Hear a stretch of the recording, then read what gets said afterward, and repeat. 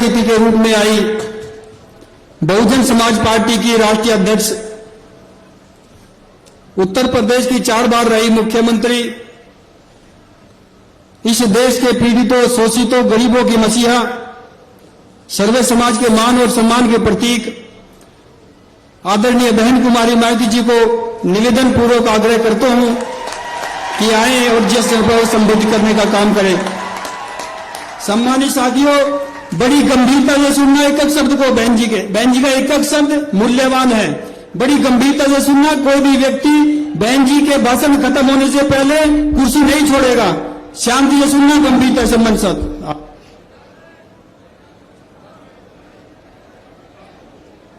चुनावी जनसभा में इकट्ठा हुए बहुजन समाज पार्टी व भारतीय राष्ट्रीय लोकदल के बने इस गठबंधन के सभी छोटे बड़े पदाधिकारी, नेता एवं कार्यकर्तागण, आज आप लोग यहाँ हरियाणा प्रदेश में विधानसभा के लिए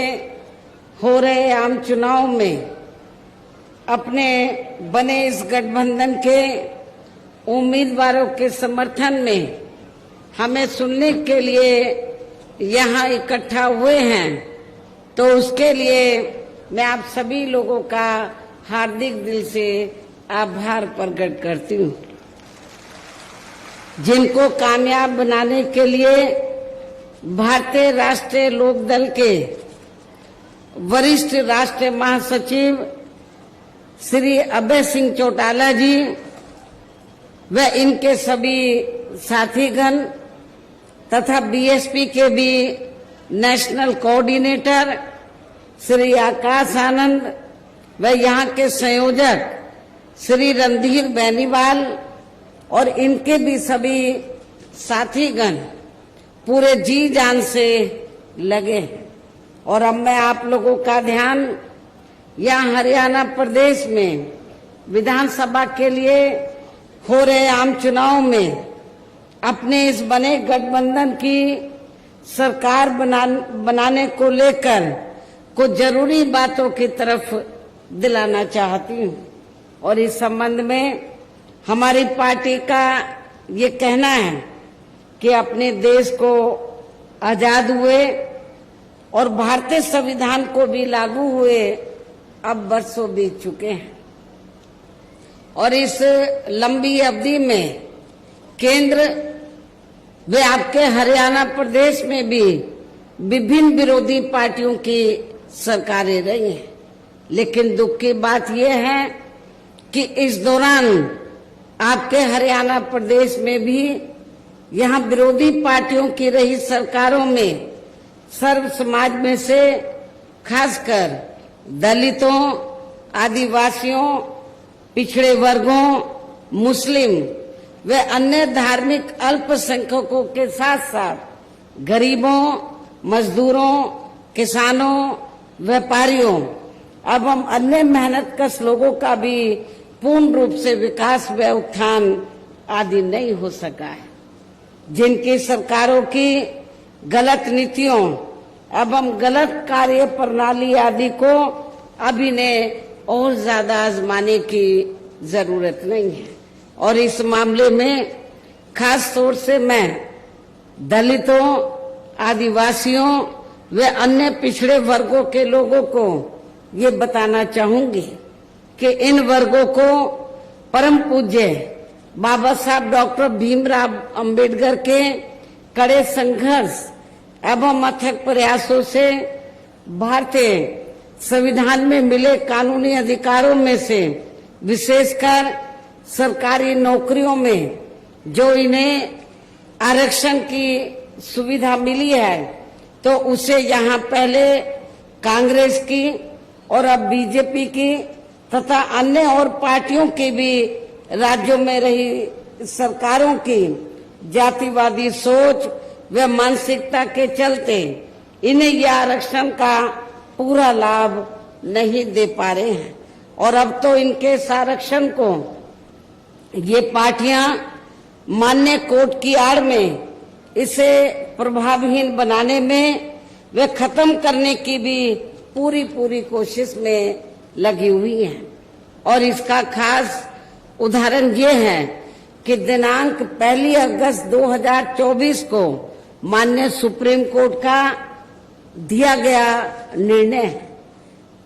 जिसमें कोर्ट ने एससी व एसटी के आरक्षण में वर्गीकरण व क्रीमी लेयर आदि को लागू करने की बात कही है। यानी कि आरक्षण में से आरक्षण, पहले एससी एसटी वर्गों के लोगों को जो आरक्षण दिया हुआ था तो वो उनको पूरा मिलता था, भरा तो नहीं जाता था कोटा, लेकिन उसमें कोई वर्गीकरण नहीं था। उसमें कोई अब क्या है, माननीय सुप्रीम कोर्ट ने क्या जजमेंट दिया है कि जो आरक्षण आप लोगों को मिला एससी एसटी वर्गों के लोगों को, तो उसमें भी वर्गीकरण किया जाएगा, उसको भी बांट दिया जाएगा।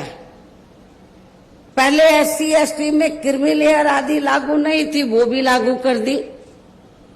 और सुप्रीम कोर्ट ने जो ये जजमेंट दिया, अब होगा क्या कि एससी एसटी का जो आरक्षण है इसको वर्गीकृत कर दिया, इसको बांट दिया कि जो एससी एसटी में इसको 2-3 हिस्सों में बांट दिया। लेकिन पहले ऐसा नहीं था। पहले मान लीजिए जिन लोगों को आरक्षण मिल रहा है और उनमें से जो लोग इसके योग्य नहीं हैं, तो उन्हीं वर्गों में से आरक्षण दिया जाता था। लेकिन अब ये वर्गीकरण करके ये लोग क्या करेंगे कि जो योग्य नहीं होंगे तो उनको पहले एससी में ही जो मजबूत जातियां थी उनको मिल जाता था। अब ये धीरे से चुपके से अब ये करेंगे क्या, सामान्य वर्गों के लोगों को उनका ये आरक्षण दे देंगे।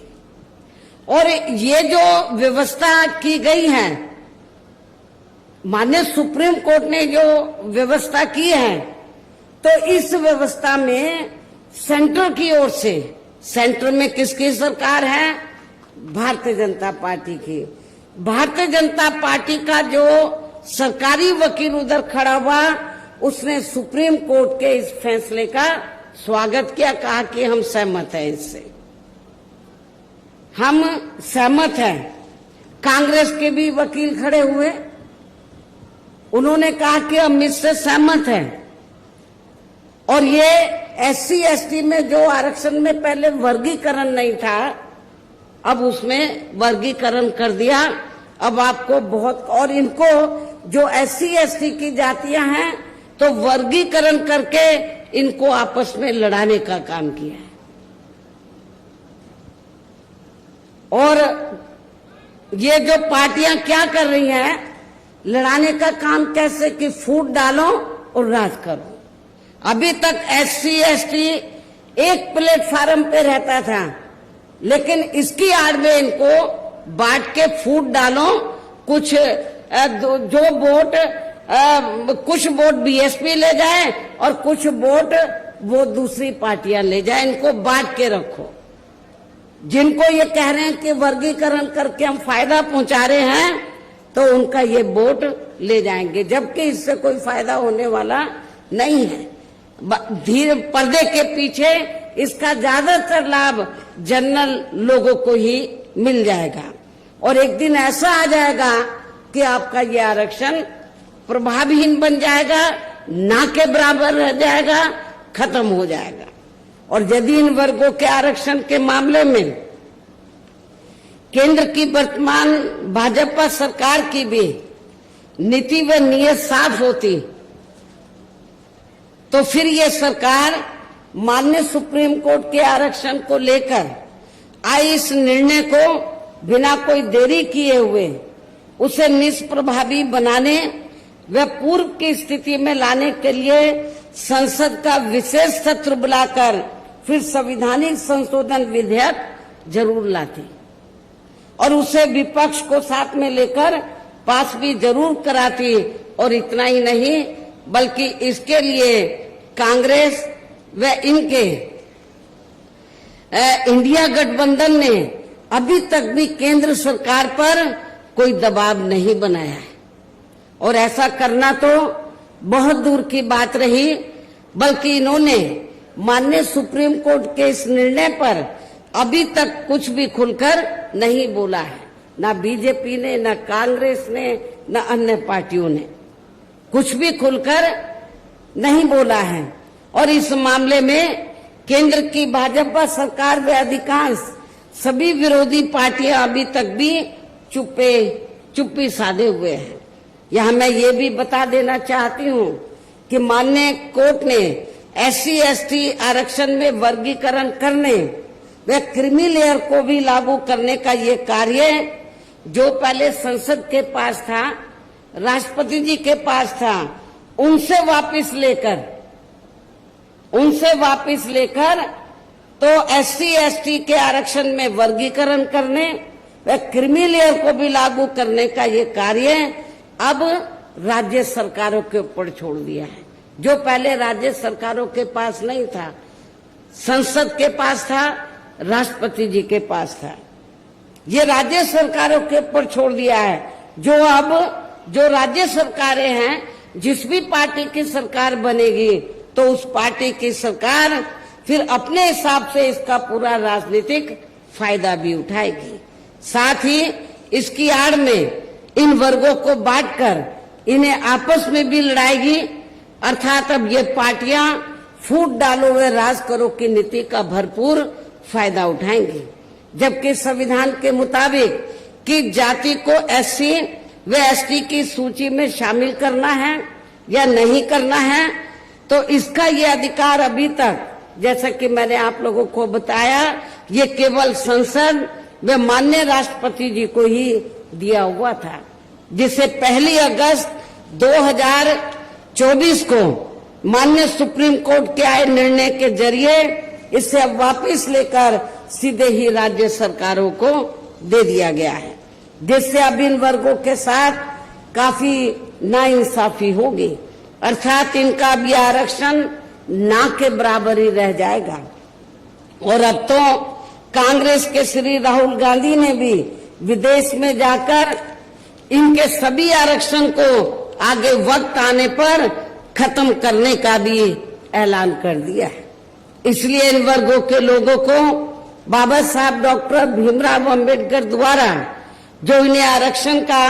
ये संवैधानिक अधिकार मिला है, तो इसे बचाने के लिए अब यहाँ हरियाणा प्रदेश में हो रहे विधानसभा चुनाव में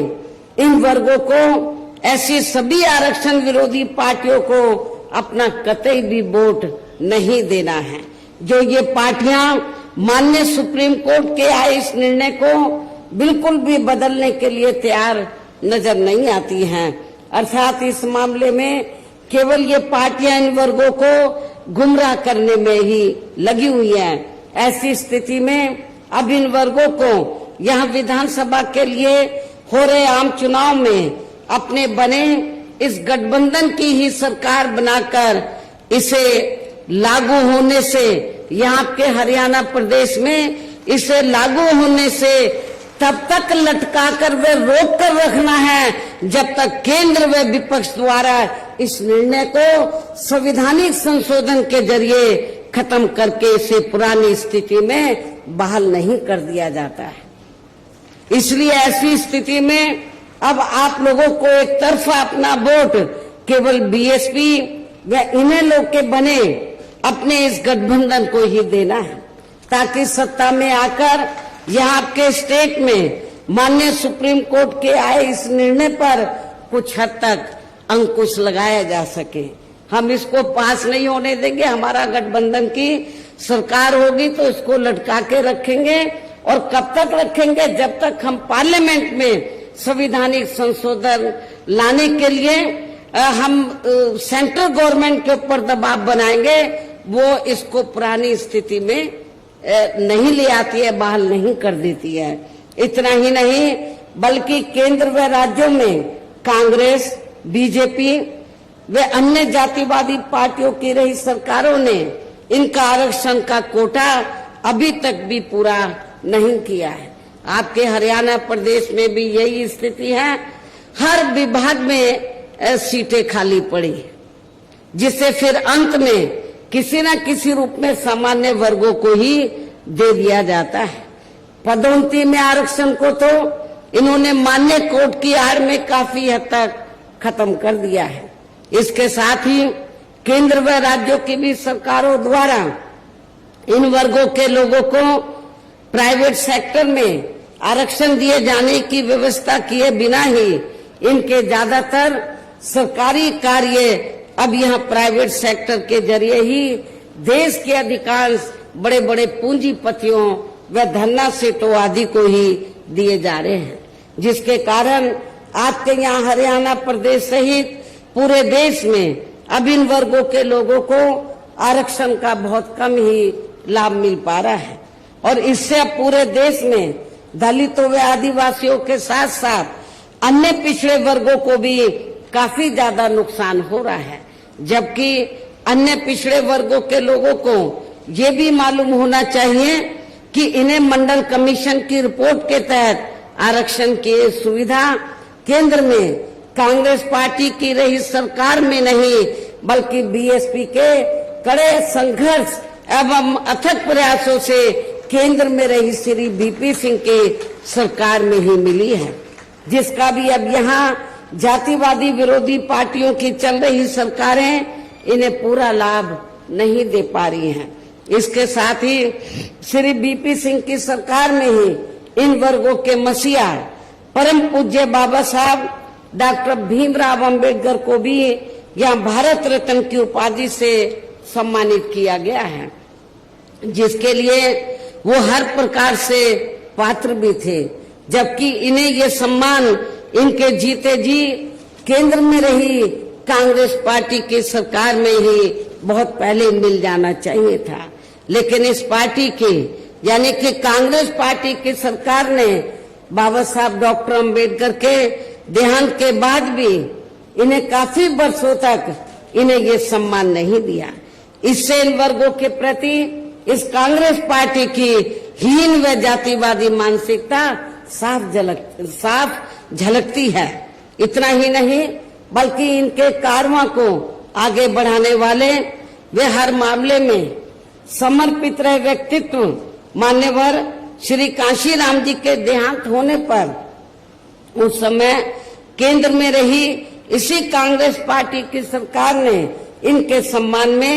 एक दिन का भी राष्ट्रीय शोक घोषित नहीं किया था। इसके साथ ही इन वर्गों के लोगों को जुर्म जाति से निजात दिलाने के लिए जो भी यहाँ नियम व कानून आदि बने हैं तो उन पर भी केंद्र व राज्यों की सरकारें सही से अमल नहीं कर पा रही हैं, जिससे अब यह खासकर दलितों, आदिवासियों व अन्य पिछड़े वर्गों के ऊपर शोषण करने वाले लोगों का मनोबल और भी ज्यादा बढ़ रहा है। और ये सब हमें यहाँ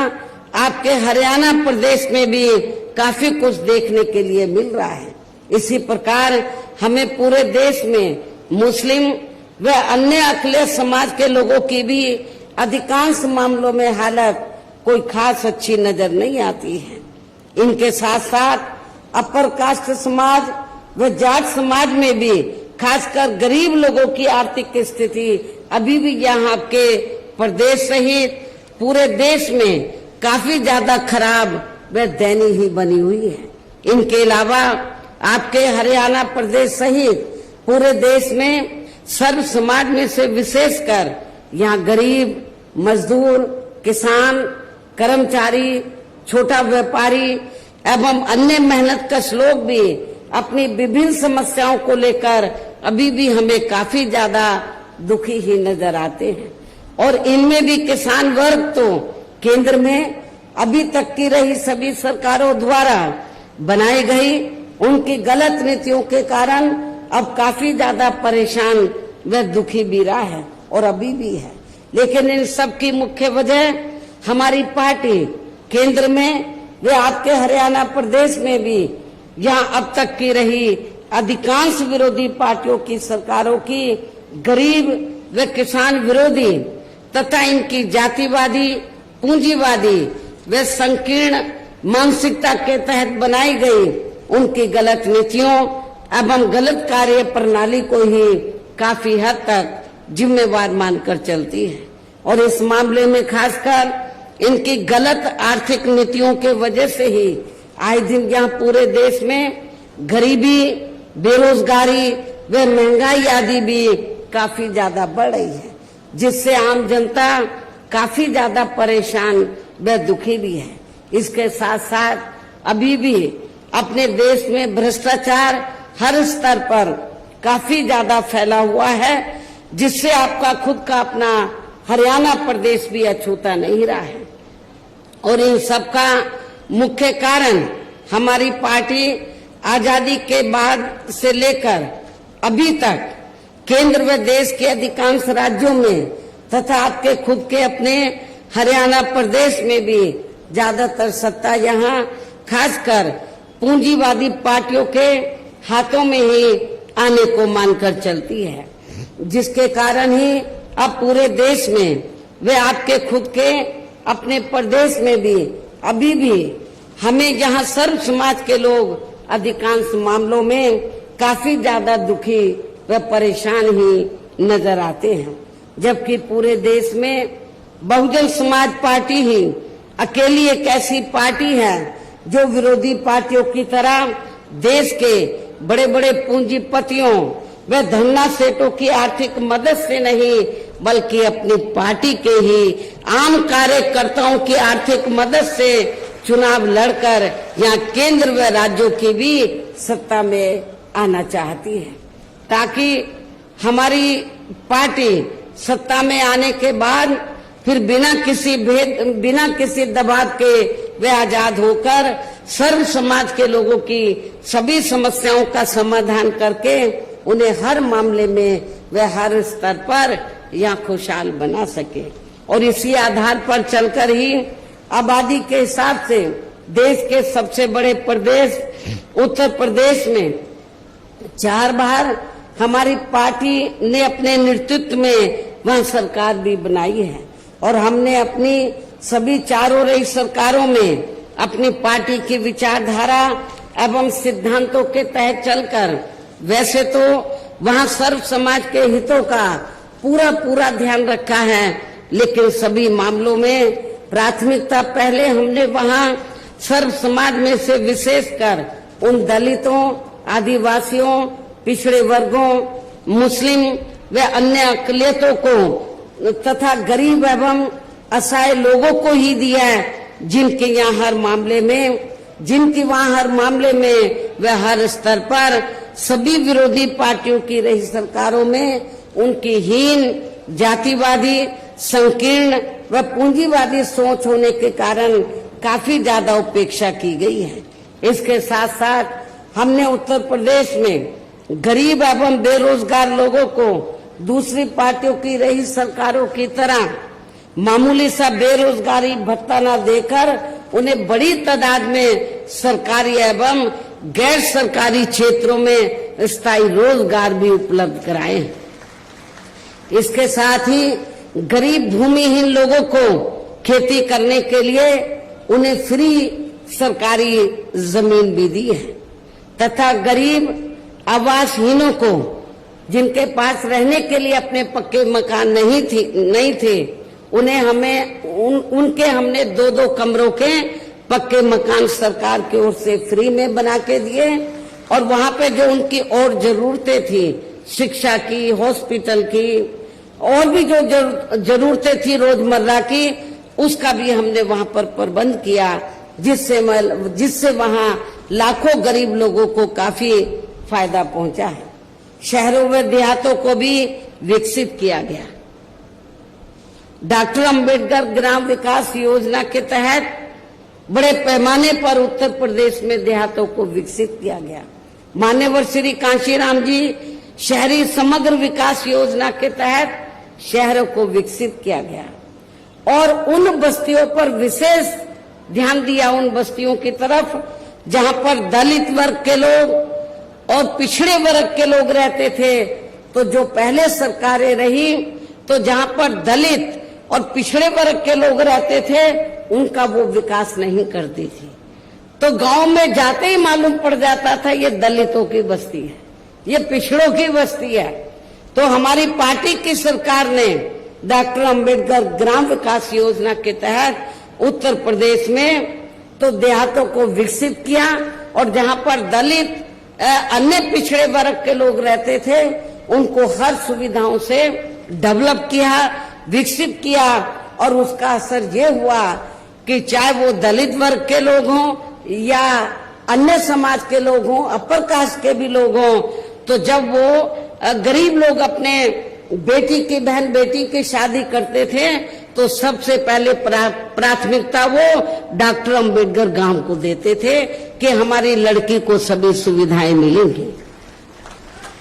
इसके अलावा हमारी पार्टी की रही सरकार ने वहां विभिन्न क्षेत्रों में लगे लोगों के साथ साथ छात्रों, युवाओं, महिलाओं व बुजुर्गों आदि के हितों में भी अनेकों महत्वपूर्ण व ऐतिहासिक कार्य किए हैं जिनसे इन्हें काफी ज्यादा लाभ पहुंचा है। किसानों की भी अधिकांश समस्याओं का काफी हद तक समाधान किया गया है तथा उनकी फसलों का भी उन्हें समय से उचित दाम दिया गया है। इतना ही नहीं बल्कि हमने उत्तर प्रदेश में सर्व समाज के लोगों के ऊपर किसी भी प्रकार की कोई जुल्म जाति आदि भी नहीं होने दी है, बल्कि हमारी पार्टी की रही सरकार ने वहां जुल्म जाति करने वाले लोगों को बिना कोई देरी किए हुए उन्हें तुरंत ही जेल की सलाखों के अंदर भेजा है, जहां मेरी सरकार में उनकी सही व असली जगह होती है, जिसकी यहाँ आपके हरियाणा प्रदेश में भी काफी सख्त जरूरत है। इसके साथ ही हमारी पार्टी की रही सरकार ने अपने देश में दलित एवं अन्य पिछड़े वर्गों में समय समय पर जन्मे यहाँ अपने महान संतों, गुरुओं व महापुरुषों में भी खासकर महात्मा ज्योतिराव फूले, छत्रपति शाहू जी महाराज, श्री नारायण गुरु, बाबा साहब डॉक्टर भीमराव अंबेडकर एवं मान्यवर श्री कांशीराम जी आदि को भी विभिन्न रूपों में पहली बार वहां पूरा आदर सम्मान दिया है, जिन्हें विरोधी पार्टियों के लोग अभी तक भी आसानी से पचा नहीं पा रहे हैं। इस प्रकार से उत्तर प्रदेश में हमारी पार्टी ने अपने सभी चारों रहे शासनकाल के दौरान वहां हर मामले में व हर स्तर पर सर्व समाज के लोगों को काफी बेहतरीन सरकार दी है। और यदि आप लोग भी यहाँ अपने हरियाणा प्रदेश में गरीबों, किसानों व आम जनहित के तथा विशेषकर कमजोर एवं उपेक्षित वर्गों के हितों में ऐसे ही कार्य करना चाहते हैं, इसके साथ ही आपकी प्रदेश की जनहित से जुड़ी जो भी यहाँ स्थानीय समस्याएं हैं तो उन्हें भी आप दूर करना चाहते हैं, तो फिर आप लोगों को भी उत्तर प्रदेश की तरह ही यहाँ अपने हरियाणा प्रदेश में भी अपने इस बने गठबंधन की ही सर्वजन हिताय व सर्वजन सुखाय की नीतियों पर आधारित ही सरकार बनानी होगी, जिसके लिए अब आप लोगों को यहाँ अपने हरियाणा प्रदेश में विधानसभा के लिए हो रहे आम चुनाव में अपने गठबंधन का ही बेहतर रिजल्ट लाना होगा। इसके साथ साथ आप लोगों को वोट पड़ने तक यहाँ की सत्ताधारी पार्टी व अन्य सभी विरोधी पार्टियों के साम दाम दंड भेद आदि हथकंडों से भी जरूर सावधान रहना है। और इस मामले में खासकर आप लोगों को विरोधी पार्टियों के जारी किए गए उनके हवाई व प्रलोभन भरे चुनावी घोषणा पत्रों आदि के बहकावे में तो कतई नहीं आना है, जिन्हें ये पार्टियां सत्ता में आने के बाद अधिकांश अमल में नहीं लाती हैं, जिस पर से अब जनता का काफी हद तक विश्वास ही उठ गया है। इसलिए हमारी पार्टी किसी भी चुनाव में अपना कोई भी चुनावी घोषणा पत्र आदि जारी नहीं करती है। वैसे भी हमारी पार्टी कहने में बहुत कम बल्कि कार्य करके दिखाने में ही ज्यादा विश्वास रखती है। अर्थात जो कहती है तो उसे करके भी दिखाती है। और ये सब हमने उत्तर प्रदेश में बिना घोषणा पत्र के जारी किए हुए 4 बार सरकार बनाई, कोई घोषणा पत्र जारी नहीं किया था। उसके हम कब करते हैं? जब सरकार बन जाती है। फिर हम अपनी नीतियां बताते हैं कि हमारी सरकार की नीतियां क्या है। उससे पहले हम कोई हवाई बातें नहीं करते हैं। और अब संक्षेप में मेरा यही कहना है कि आप लोगों को अपने खुद के, अपने हरियाणा प्रदेश के भी हित में यहाँ बीएसपी व इनेलो के बने अपने इस गठबंधन की ही सरकार बनाना बहुत जरूरी है। और अब आप लोगों को अपने इस गठबंधन के उम्मीदवारों को ज्यादा से ज्यादा कामयाब बनाना है, जिसके लिए बीएसपी के उम्मीदवारों को हाथी चुनाव चिन्ह के सामने वाले बटन को दबाकर तथा राष्ट्रीय लोकदल के उम्मीदवारों को चश्मा चुनाव चिन्ह के सामने वाले बटन को दबा के उन्हें जरूर जिताना है। असम से तो आपका नौजवान साथी खड़ा हुआ है। इनके पिता पहले पार्टी में बहुत सक्रिय रहे, अभी वो बीमार हैं। वो इसलिए उन्होंने बीएसपी को अपना बेटा समर्पित किया है कि ये बेटा मैं बीएसपी को दे रहा हूं। नौजवान है, मेरी आप लोगों से पुरजोर अपील है कि आप इस नौजवान को जिताकर इनके मनोबल को जरूर बढ़ाएं। इनको राजनीति में कामयाब बनाने का काम आप लोगों का है। और भी यहाँ पर इस करनाल जिले में आसपास की जो विधानसभा की सीटें हैं, गठबंधन के और भी उम्मीदवार हैं, उनको भी आपको कामयाब बनाना है। इस प्रकार से आप लोगों को अपने बने इस गठबंधन की ही पूर्ण बहुमत की सरकार बनाना है। और सरकार बनने पर फिर गठबंधन की ओर से आपके हरियाणा प्रदेश का मुख्यमंत्री चौधरी अभय सिंह चौटाला जी को ही बनाया जाएगा, जिनको मेरे आशीर्वाद के साथ साथ इनके पिता चौधरी ओम प्रकाश सिंह चौटाला जी का भी पूरा आशीर्वाद प्राप्त है। वैसे स्वर्गीय चौधरी देवीलाल जी का भी हमेशा इन पर आशीर्वाद बना रहा है। इनके साथ साथ गठबंधन की ओर से बीएसपी का, ये जो हमारा गठबंधन है, इनके साथ साथ गठबंधन की ओर से बीएसपी का एक डिप्टी सीएम दलित वर्ग का तथा दूसरा डिप्टी सीएम अन्य पिछड़ा वर्ग या अपर कास्ट समाज में से ही बनाया जाएगा। और ये दोनों डिप्टी सीएम कौन होंगे, इसका फैसला